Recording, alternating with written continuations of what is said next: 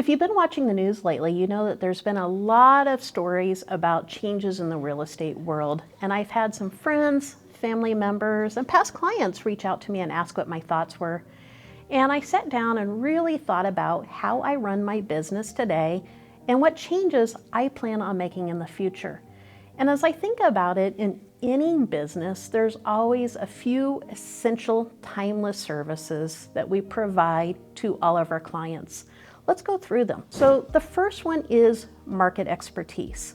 And as anybody knows, if you've been in the industry, you're probably a little bit more knowledgeable than the first day you started.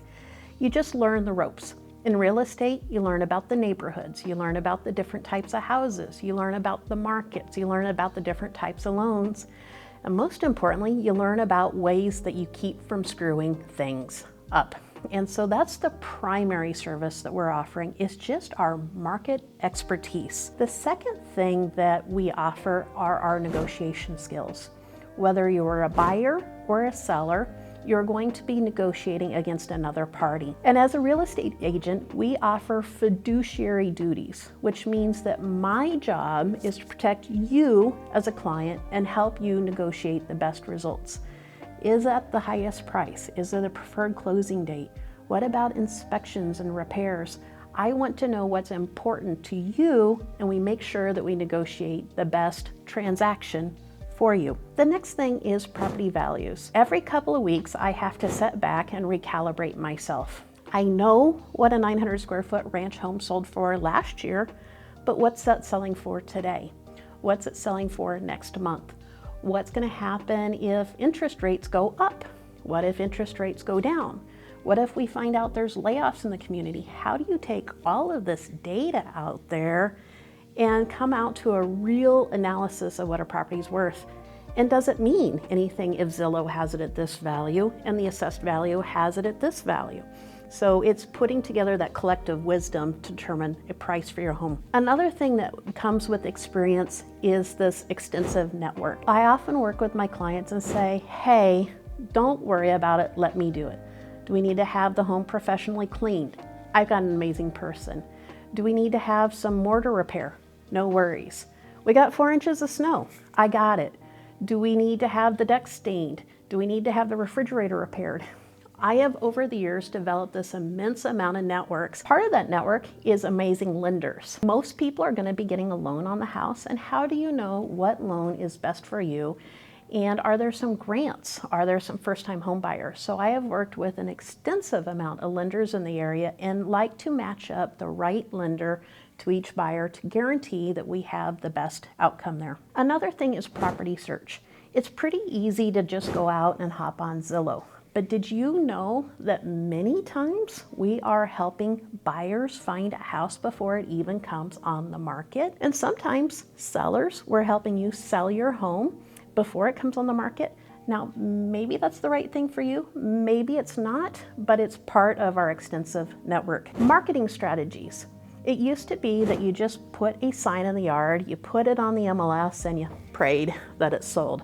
Well, today, I'm pretty confident that we could probably put a sign in the yard and we could sell it, but that's not my goal. My goal is to get the largest numbers of buyers who see your home online and want to get into the home. Because if we can get, instead of 2 buyers in the home, we can get 10 buyers in the home, we're much more likely to get multiple offers. And you know that if we get multiple offers, we could sell your home for $3,000, $5,000, $10,000, $20,000 more. And so at the end of the day, the more exposure we have through great marketing, the higher the sales price of your home. Problem solving. This is actually one of my favorite aspects of real estate. Every day is different.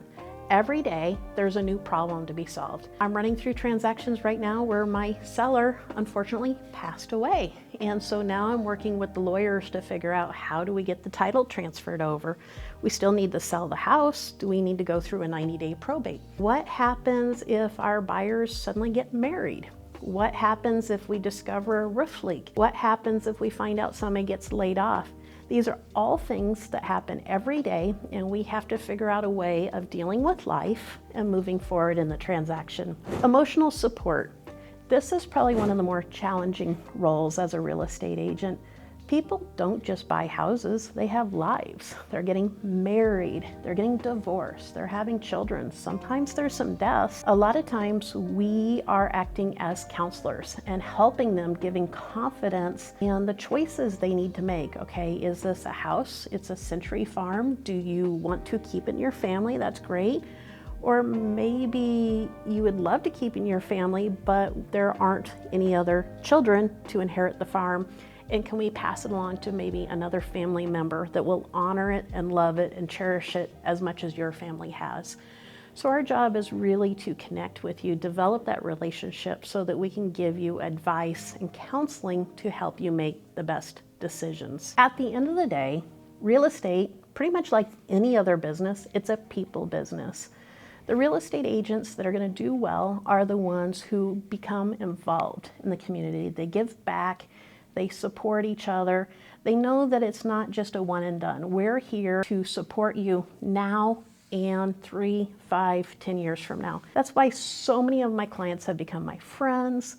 We have client appreciation events. We get involved in the community because we're here to build that long-term relationship. For most people, they may buy or sell a house maybe once, twice, or 3 times in their entire life, and there's so much information available out there on the internet that you just get paralyzed. You just don't know what to do. So at the end of the day, I feel my job is a teacher, an educator, a counselor, a negotiator, a salesperson, whatever I need to do to provide the services to my clients. Am I worried about the changes that are happening in the real estate world? Not really. I'm actually pretty excited because I think we're all working towards the end goal of being more transparent and offering better service. So this is Misty Mechke, Realtor with Hunsaker & Associates, and that's just a few of my thoughts about the upcoming changes. What do you think? As always, make sure you like and subscribe so you can catch our next community video. Thanks and have a good one.